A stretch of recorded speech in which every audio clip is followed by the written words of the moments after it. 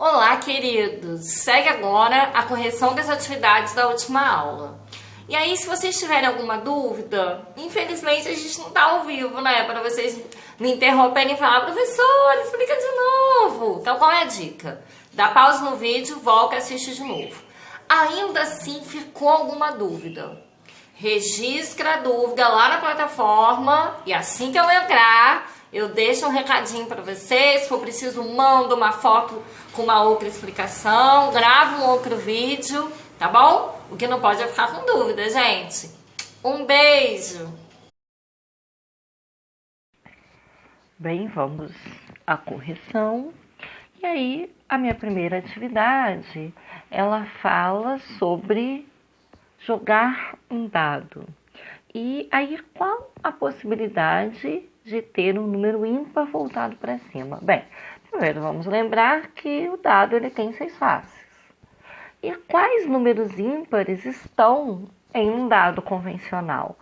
1, 3 e 5. Totalizando, então, 3 possibilidades.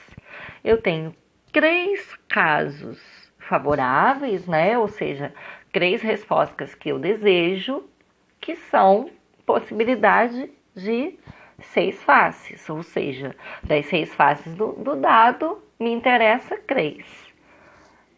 Formo, então, a minha fração 3 sobre 6, que simplificando, eu tenho 1 sobre 2, enfim, 0,5. Lembrando daquela nossa aula onde transformamos número decimal em porcentagem, eu tenho 50% de casos favoráveis, desejados, né?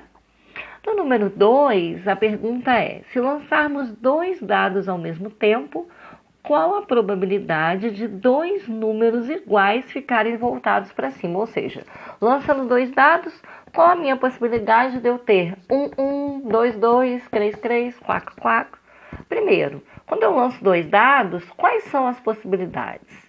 Eu tenho em um dado 6 faces, no outro dado 6 faces. Então, a minha possibilidade, ou seja, as minhas possibilidades, elas são 36. Eu tenho 36 casos que podem ocorrer.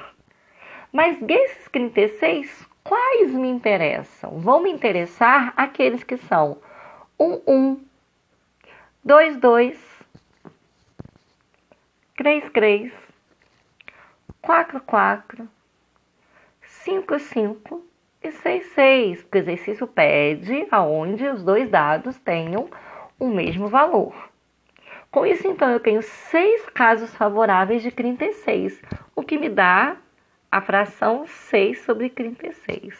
Eu posso simplificar e dividindo, eu tenho 0,1666. Lembrando da minha regra, 16%. Eu tenho que lembrar que eu sempre vou pegar as 2 casas depois da vírgula. Se eu só tiver uma, completo com 0, tá bom?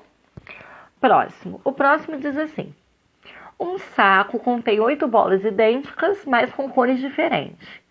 3 são azuis, depois eu tenho 4 vermelhas e uma amarela, totalizando então 8. A pergunta é: qual a probabilidade da bola retirada ser azul? Então, só quem me interessa é azul. E azul só são 3. Então, eu tenho 3 de 8. A minha fração de probabilidade é 3 sobre 8. Se eu dividir isso, eu tenho 0,375. Considerando as 2 casas decimais, eu tenho aproximadamente 37%.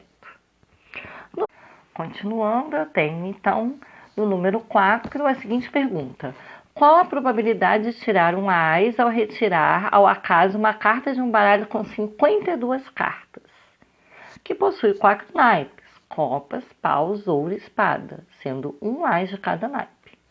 Então, dessas 52 cartas, só me interessa 4, que é uma de cada naipe. Então, eu quero 4 cartas dessas 52. Simplificando esse valor, eu tenho aproximadamente 0,0777 infinitamente. Considerando as duas casas, eu tenho então 7% de probabilidade de retirar a carta desejada.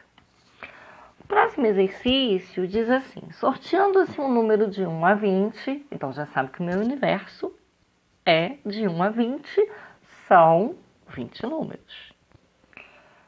Qual a probabilidade de um número desse ser múltiplo de 2? Bem, primeiro vamos colocar quais são os múltiplos de 2 até o valor 20.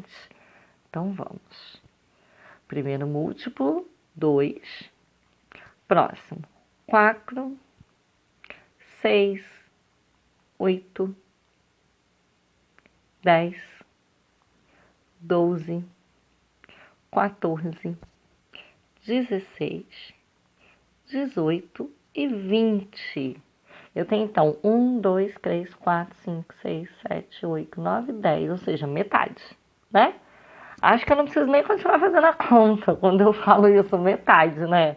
Porque metade a gente já sabe quantos por cento significa. Mas vamos continuar. Eu tenho então a preferência de 10 números entre 20.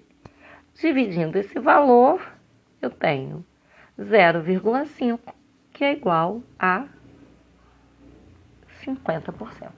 50% de chance.